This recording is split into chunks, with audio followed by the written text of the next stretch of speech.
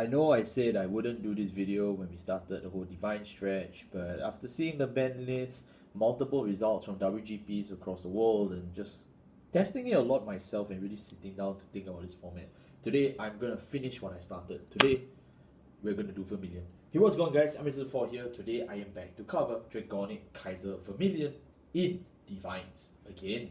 And today we will be covering, based on the DZBT03 Dimensional Super Jump support. Okay, I'm just kidding, there was only one card, but you get the idea. So, this deck profile is, of course, different from my last one because it's been adjusted to the current meta, aka Shiranui Hell. This deck cannot beat Shiranui. I think that's pretty much obvious, but it's pretty much tailored to fight everyone else. I think the thing about this meta right now, especially seeing how hostage decks, Sacrifice Glass, etc., you know, Doll, Stall, Rezael, and everyone else, generally I think the best game plan for Vermillion moving forward is to try and kill as fast as possible. The downside is, as usual, he doesn't really have that much card draw. Today we're going to lean fully into that aspect and we're going to try and fix Vermillion. I don't think this deck is very good. I think I'm going to be clear, despite the fact that this deck did get some form of results at WGPs, like for example WGP Singapore Season 1 and 2. I don't think this deck is good. I still would say that this deck is definitely about 1 to 2 cards away from being tier 2.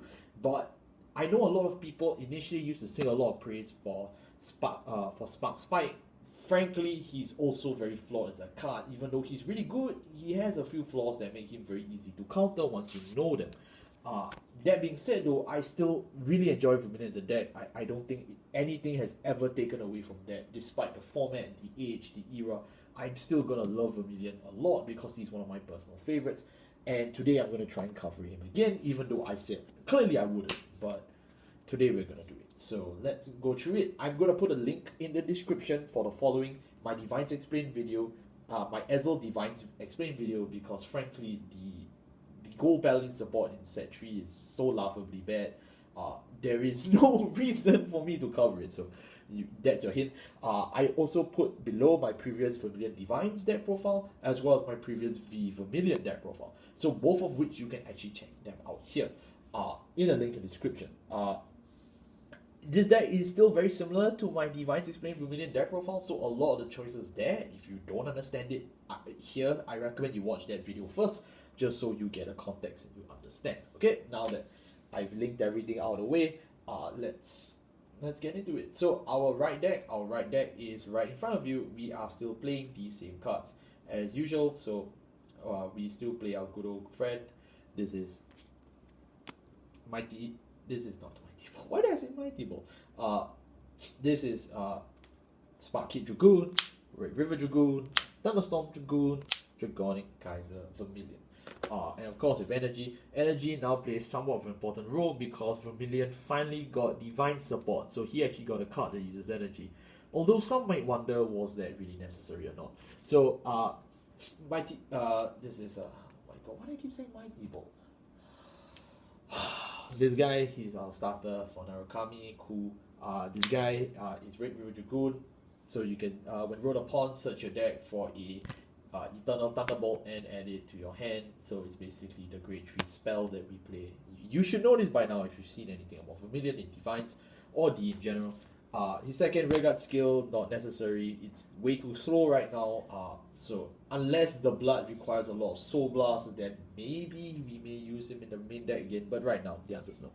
Thunderstorm Dragoon, when rolled upon by a Narukami, look at the top 7 cards of your deck, add 1 Narukami from among them to your hand, or 1 of the Thunderbolts and add it to your hand, shuffle the deck. His rearguard skill is actually really good, although it's high roll, okay, which is why you've noticed Thunderstorm Dragoon hasn't actually been in my deck profiles for the longest time, but right now, desperate times call for desperate measures, and man is back. When placed on rearguard circle, if your Vanguard is a Narukami, so charge 1, and this unit gains 5000 power. Very simplistic skill, not really a good skill, but you will see why he's used later.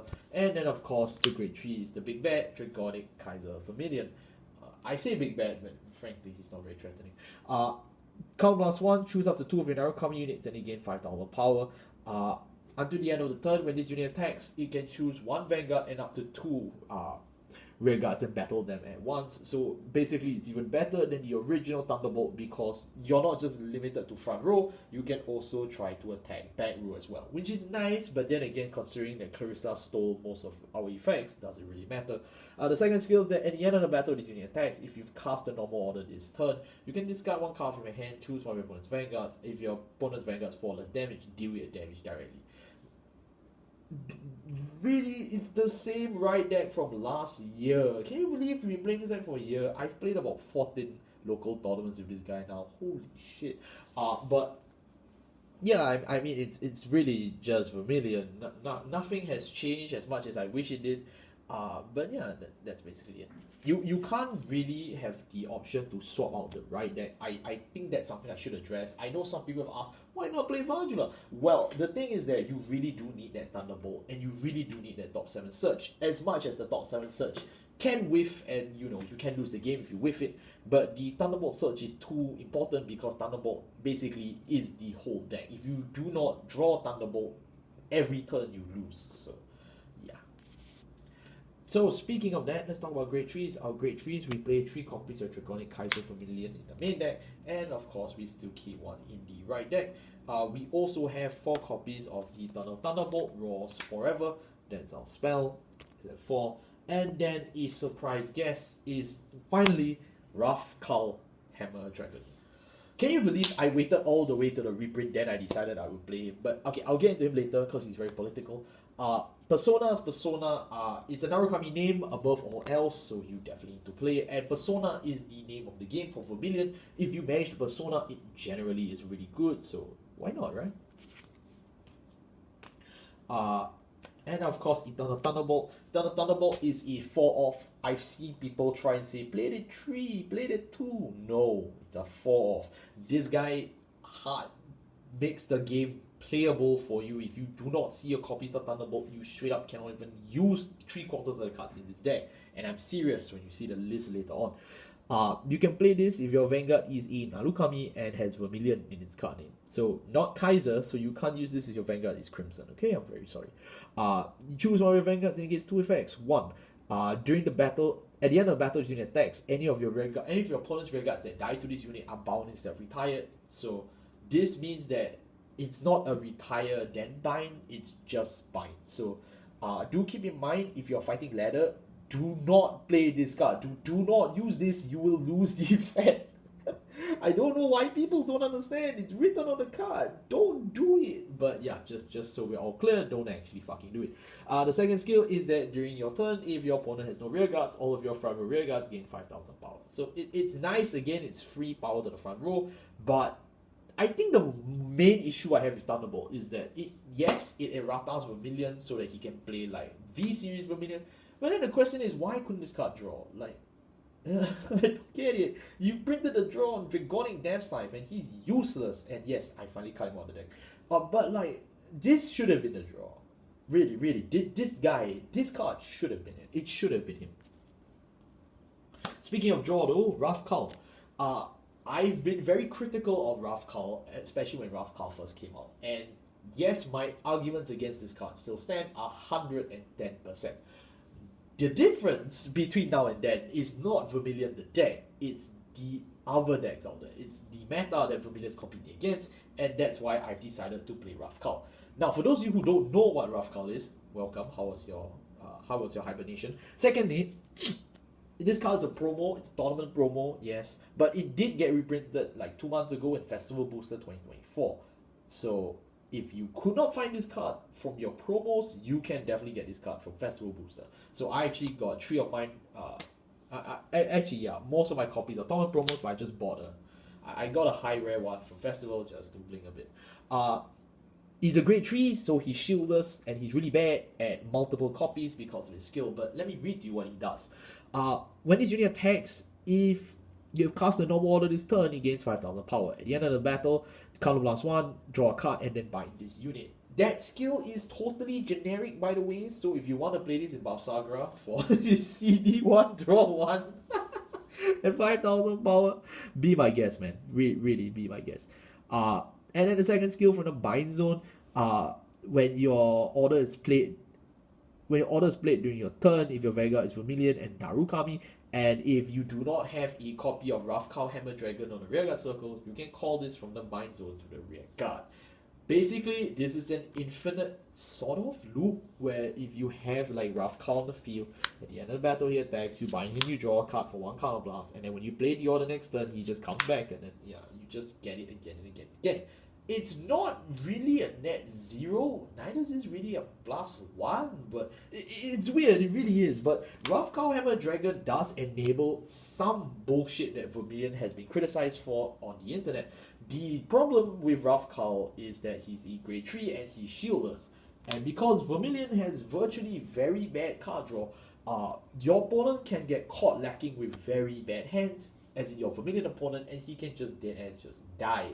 That being said, you can also Brit on Ravkal. If you draw multiples of him, if you drive check him, he's useless. So, frankly, most people say played at 3. I've seen lists played at 4. I'm playing at 4 for a very simple reason.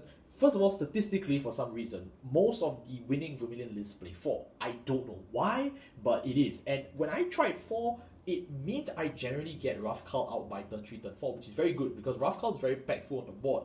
But your extra copies are complete dog shit. So the thing is that because Vermillion has a lot of discard outlets, it's not a problem. But I can't say that because you're discarding cards from a hand with very little cards. So yeah, I still don't like Ravkal. It's just that because Ravkal does enable some things in his deck earlier, it is relatively valuable to try and play the game so that you live for like 1 turn, 2 turns, and then you just die by turn 5 to Shiranui.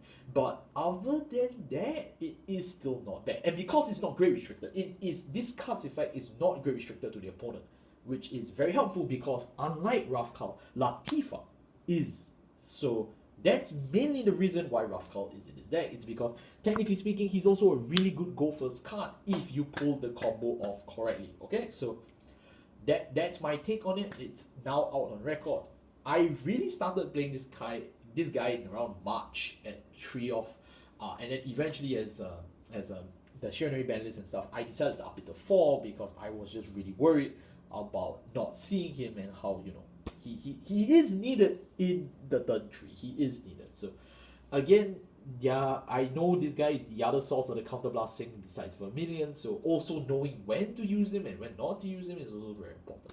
So that's just my 2 cents on it overall.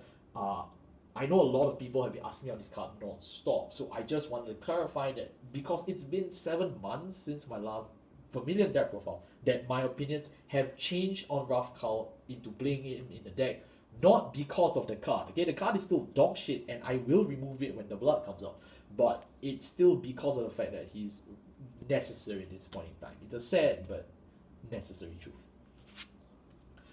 Moving on to our grade 2s. Our grade 2s, we play 4 copies of Thunderstorm Dragoon, and then we also play 4 copies of Drag Ritter Latifa. So yeah, this one is a lot easier to go through, thank God. So we've already gone through Thunderstorm Dragoon in its entirety in terms of A, his search skill when right, and B, when placed on rearguard circle, how he's a 15k beater, and his soul charges. Soul charge is important because there's a few cards with Soul Blast in his deck. Yes, Dragonic Death Scythe has left us because frankly I'm too tired of playing stupid cards anymore, but it's generally good to see Thunderstorm early in the game because as a 15k beater, he does a lot of things to the opponent's hand for early aggression. The problem is as the game goes on, he's really, really, really bad. So you can see the relationship between he and Ravkal, where you clearly want to see someone in the early game and you clearly want to see someone else in the late game. So that should inform you on how you mulligan for this deck and the problems that this deck is played with. The fact that we have to play cards strictly for going early and going late. I mean, I don't think any other deck has this kind of problem. Really, like most good decks can balance, but we just can't. And of course, we have Latifa. Latifa, as I mentioned in my DivineZ Explained video, is really strong because it is a board builder. It's not because of the power skill, it's just the board building. Because Vermillion has such terrible plussing. I've seen people online justify removing Latifa from Vermillion. I don't understand. I really don't understand. How do you look at a girl that says Soul plus 1, look at the top 5 cards of your deck, choose one from among them, call it to the rearguard circle, that's the same girl unless it's a Vanguard, or if not, add a spell card to your hand, as bad. Like, Lativa has saved Vermillion in terms of becoming absolutely relevant because she builds boards back that Vermillion generally just cannot do in Engine. The Narukami name is just so bad that you need to rely on a card like Lativa to really save it. Yes, the power gaining skill is very subjective because it's only for going second, aka if your opponent's Vanguard's grade 3, but generally speaking, Latifa's board building skill is just really why she said. If Narukami ever gets some way to build boards themselves, we could see the end of Latifa. But until then, I will gladly play this card a lot more. Latifa is definitely one of the more expensive cards in this deck, and it's one of the few cards I would say it's worth forking the money out for. This girl is just way too valuable for this deck. The more I play her, the more addicted I am to this card because it makes this deck actually somewhat playable. Because if you don't have this, good luck. Really good luck. Like, you can't kill anyone. Moving on to our grade 1s. We have quite a few in this deck this time. Our grade 1s, we play one copy of Red River Dragoon from the right deck. Yes, does everyone remember Red River Dragoon? And then we also play 4 Perfect Guards. So I put Sanctitude in here, but frankly, 4 normal Perfect Guards is fine. We play 4 copies of Rising Phoenix because the bird is indeed the word. We play 4 copies of a brand new guy. This is Spark Spike Dragon from DZBT03. And then, last but not least, 4 copies of Stealth Fiend Shenri. Yes, thank you to my 1 channel membership subscriber who's at Swordsman of Light rank. It's thanks to people like you that I'm still able to afford this really stupid generic. I am still accepting, channel memberships. They're at $3 and $7. Please support me because this girl is about 5,000 yen in Japan each. Mind you, each 5,000 yen. So yeah, please help me, please. But I know in English you guys have no problem because I got a lot of those comments in the previous video saying, "Oh, but it's so cheap in English." I don't play English, okay? I don't care what you play, right? It's your part of the country. I don't give a shit.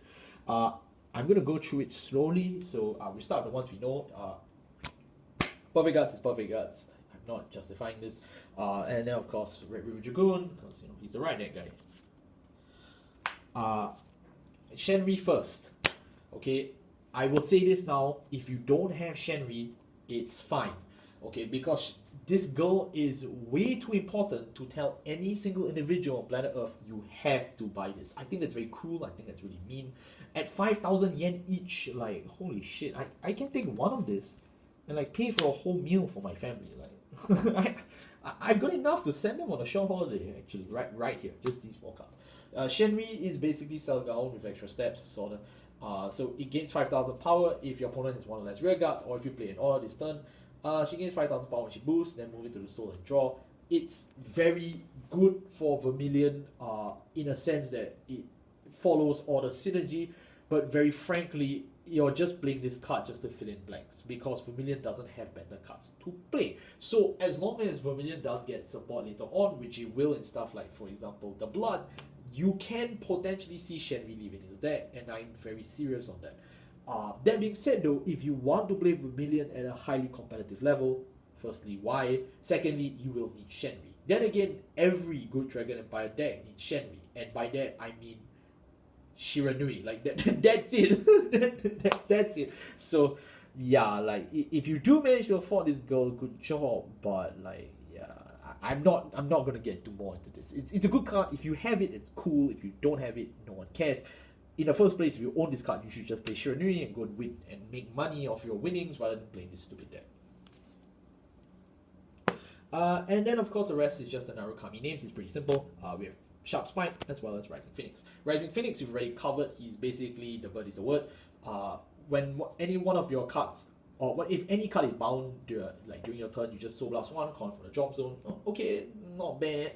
And then you can retire this unit, choose one of your units, and it gains 5,000 power. Now it's not restricted to Narukami name in terms of the plus 5,000. So generally speaking, the cards that Vermillion cannot give 5,000 power to, you can use Rising Phoenix to do that. So it does help you with some magic numbers along the way. Just keep that in mind. He is a multi-attack I say that in inverted commas because he's a very bad one.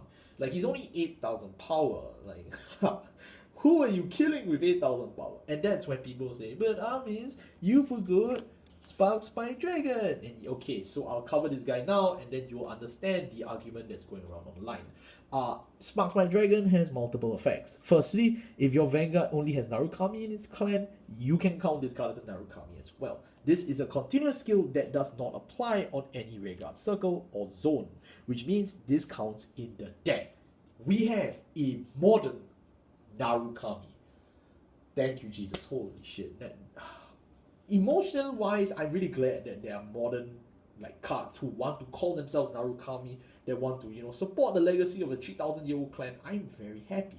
And support wise, this is brilliant. It's freaking brilliant that they're doing this, because if you keep reprinting names from the original series and show and then only use those as your Narukami or your clan names, generally speaking, your support is very charitable in the sense that people can kind of guess what you're going to print, and it doesn't really look good for Narukami. The fact that they're willing to create entirely new members with cracked artists like this, it's really good. I'm very happy to see this, because it just gives hope to this deck. Really speaking, I'm really grateful. That's really all I have to say about the general specifics of the card, because the skill wise is pretty good. Again, Ishikawa Sensei, thank you so much for drawing this. It's such a good art. Okay, now for the actual skills. During your turn, if your Vanguard's an Narukami, any other units in the same column as the guy gains 5,000 power. If your Vanguard's attack hit 2 or more targets this turn, it's 10,000 instead of 5,000. So it's generally like what's the guy called? Static Crack. It's like Static Crack, but for Narukami only. Yes, it does give a passive 5,000 power, so and if your attacking units just gain 5,000 power, it does help chip over some units. It does. The downside though is Vermillion has the hit, so Vermillion isn't exactly big himself. He's only 13,000 power. If he uses his skill on himself, he only gains 5,000 power. So frankly, the chances of him hitting is not very high. Okay, so I'm just gonna be frank with you, but it does help. Early aggression, late game, he does type pretty well, although that's really all he can do. His second skill is even more useless. And that is, at the end of the bounty's winning boost, if your Vanguard has hit 2 or more times his turn, Energy Blast 3 and draw a card. It's really good that they are allowing us to convert energy to draw, because like I said, Vermillion's biggest issue was draw, but why did it have to hit 2 or more times? Demolition Dragon allows us to draw for every hit when boost. I have to EB3 to draw 1 if my opponent has let 2 attacks hit. Yeah, it's not very good, but I get why people praise this card. I do feel this card has its merits, but frankly speaking, this is not enough. We need at least 1 to 2 more guys to make this worthwhile, because yes, you get to draw, yes, you get the multi-attack, yeah, you get the numbers, but when your multi-attack is only an 8,000 guy, really? Shiranui gets 12 attackers with 13 to 23k varying power that can just swing at Soul Blast 1 to restand. I get a Soul Blast 1 superior call on 8k, and then he just laughs at me. What? How is this fair? How was this balance? Who's this for? I don't get it. So, again, while Spark Spike is really good for the deck, it's not a good card.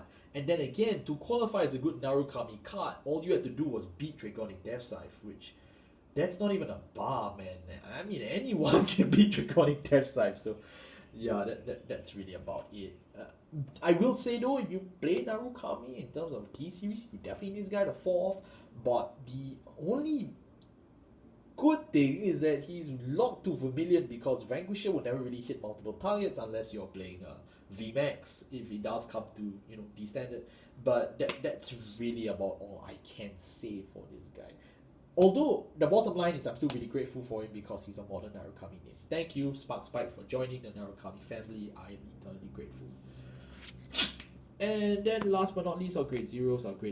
We have this guy. We still play him because we talked about him just now. Surely you remember him, right? And then we'll go through the rest of our grade zeros, and that's where it gets really funky. So besides playing this guy, Spark King Dragoon, we also play Drawfeda because we want to restand the Vanguard. it's pretty obvious. We play 3 fronts because this deck actually goes pretty wide when you spam your Rising Phoenix as well as your Thunderstorm Dragoons. So you actually do want the extra 10k to the front row, and the shield helps because this deck is shit in shield. We play 4 draws now. 4 draws not just because of the extra shield, but because we need draws. This deck has no way of drawing, and everyone draws faster than us. Even though you print a card like Spark Spike, his draw is so bad and so conditional and so slow, you gonna need another way to draw. So just play draw triggers. 4 crits. We just play this one because it moves to the soul. Yeah, because this deck needs soul. And then we just play 4 regular heals, it's fine. And that wraps up my Dragonic Kaiser Vermillion deck profile for DivineZ / DZBT03 Dimensional Super Jump.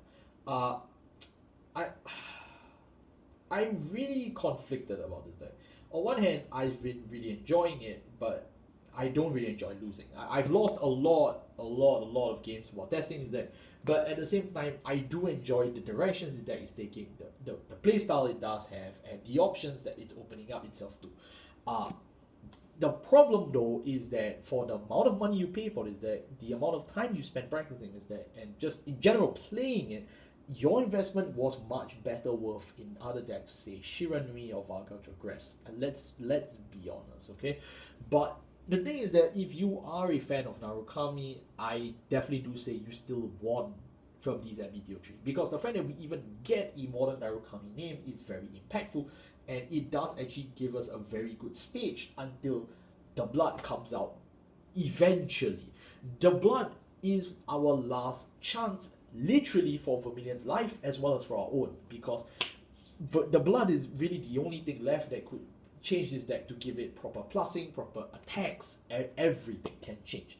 So I think really that's just the main conclusion of this video, is that we are still holding out for the blood. As much as I would have hoped it was in DZBT03, sadly it's not, but it did leave us with Spark Spike, of which I'm very grateful to have modern Narukami names with us, because you know that's not a design space that Bushiroad has covered before, so I'm really grateful that they're even doing that. So thank you all so much for watching. This formally ends our our deck profile segment for DZBT03 Dimensional Super Jump. I did not cover a lot of decks from this set, mostly because A, no demand, no popularity, B, no one would really watch them because a lot of them are not very good, and 3, I didn't want to do Shoujo Doji because the deck's overhyped and it has a really shit matchup against Shiranui, like 100% lose rate. It's really bad. It's good in teams, but if you're playing singles or if you're just playing against normal people, you kind of just die if your opponent knows what they're doing. But Vermillion, I chose to cover him because, again, this is a deck that's very near and dear to my heart. Even though I had no intention to cover him, I did feel very sad that I wasn't able to talk about him in the set that he got support, right? Like, I felt it was only justified if I could make some time and effort to cover it, and that's why this video is very far down the line. That's why this video is over a month after the set actually came out. That being said though, after this video, I will move on to cover DZLBT01, which is basically the next lyrical set. I'll try and see how many of the decks I can cover / get my hands on. Very frankly, you already know which decks I will be doing as a confirmed factor. This is more of just the rest of the decks that I could do. I don't know what the hell is going to be in DZBT04. I do hope it's something fun. I want avant-garde support, because my god. Like, I just want to play something else, man. And of course, we're still waiting for Nairo-sama, which, you know, she's not going to be as good as Harry, let's be honest, but I'm just very excited for her. Thank you all so much for watching. I'll see you next time. Take care. All the best.